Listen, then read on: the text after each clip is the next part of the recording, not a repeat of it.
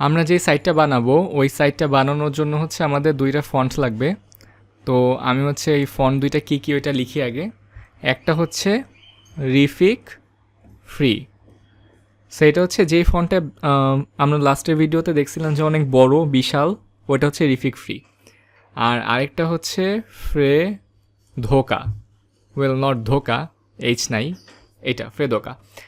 তো কাহিনী যেটা হয়েছে সেটা হচ্ছে এইটা কিন্তু হচ্ছে ধোকা দেয় নাই আমাদেরকে। আমরা যদি এইখানে ক্লিক করি, দেন সাইট সেটিংসে ক্লিক করি, দেন আমরা এই উইন্ডোটা পাবো। আর এই উইন্ডোতে গিয়ে আমরা যদি গুগল ফন্ট সিলেক্টের এটাতে ক্লিক করি, এখানে হচ্ছে যদি আমরা ফ্রেদোকা লিখে সার্চ করি FRE, তাহলে কিন্তু দেখবো যে এই যে এখানে ওইটা চলে আসছে। সো আমরা খুবই ইজিলি এখান থেকে অ্যাড করে নিতে পারবো। আমরা সবগুলোই চুজ করলাম, 300, 500, 600, 700 সবগুলো চুজ করে যদি অ্যাড ফন্ট দেই, তাহলে এই ফন্টটা কিন্তু আমাদের অ্যাড হয়ে গেল। এই যে উপরে ডান দিকে দেখা যাচ্ছে যে অ্যাডেড ফ্রেদোকা আর সব সাইজগুলা। কিন্তু এইখানে কিন্তু আমাদের ওই রিফিক ফিটা নাই, তো ওইটা হচ্ছে আছে এই জায়গায় দ্য ফন্ট, এই জায়গায় এসে আমরা এখান থেকে এটা ডাউনলোড করে নিতে পারবো। তো ডাউনলোড করলে বেসিক্যালি একটা জিপ ফাইল ডাউনলোড হবে, ওইটাই হচ্ছে আমাদের এখানে আপলোড করতে হবে। জিপ ফাইলের ভিতরে হচ্ছে একটা TTF ফাইল আছে। তা আমি যদি এখানে আপলোডে ক্লিক করি, তাহলে এটা হচ্ছে জিপ ফাইলটা, এটা জিপ ফাইলটা, আর ভিতরের TTF ফাইল হচ্ছে এটা। সো এটা জাস্ট আপলোড করে দিলেই আমরা দেখব যে এইখানে কিন্তু ফন্টটা চলে আসছে।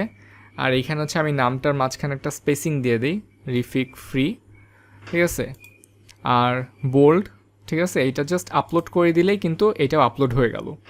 সো আমাদের দুইটা ফন্টই হচ্ছে আপলোড হয়ে গেল, এইটা আর এইটা। এখন আমাদের যেটা করতে হবে সেটা হচ্ছে যে আমাদের যে ওয়েবসাইটটা আছে এখানে এসে জাস্ট আমাদেরকে, আমরা যদি এখন চেক করতে যাই টাইপোগ্রাফিতে, দেন টাইপোগ্রাফি এখানে যদি চেক করতে যাই, এখন কিন্তু দেখব যে এই ফন্টটা নাই, ঠিক আছে। তো যেটা করতে হবে, একটা রিলোড দিতে হবে। রিলোড দিলে হচ্ছে ওকে, রিলোড দিলে হচ্ছে আমাদের এই ওয়েবসাইটটার যে ফন্ট দুইটা আছে ওগুলো হচ্ছে শো করবে। সো রিলোড হইতে থাকুক। এখন যদি আমরা স্টাইলে এসে চেক করি, এখান থেকে আবার ক্লিক করি, এখন কিন্তু এই ফন্টটা চলে আসছে। এই যে এখানে হচ্ছে রিফিক ফ্রি, আর আরেকটু নিচে যদি যাই, এই যে এটা হচ্ছে ওই ধোকা, ঠিক আছে, ফ্রে ধোকা। সো আমাদের ফন্ট দুইটা হচ্ছে আপলোড করা হয়ে গেল।